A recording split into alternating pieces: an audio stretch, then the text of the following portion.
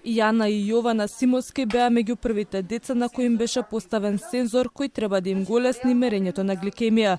Наместо со класично боцкање, преку овој уред родителите ќе може да ја следат состојбата на децата кои имаат тип 1 диабет. Болеше? Сега пристапуваме кон негово целосно поставување и лепење на раката. И отстрануваме лепенката со која што ќе го прицврстиме на кожата. Го вадиме апликаторот, сензорот е уствари овој дел овде.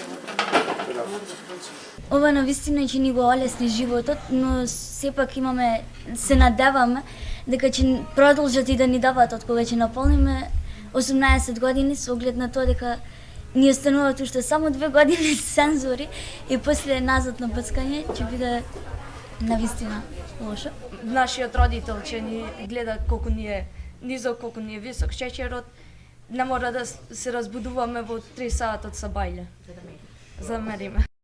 По повеќе од 5 години откако овие сензори беа побарани од родителите на деца со диабет, денеска стигнаа на клиниката за детски болести во Скопје. Споредбата со лицата што немат сензори и децата што има сензори ќе бидат значително во корист на тие што користат сензори. Континуираното следење на гликемиите со воведување на овие сензори ќе предонесе за добрата контрола на диабетесот во секој случај.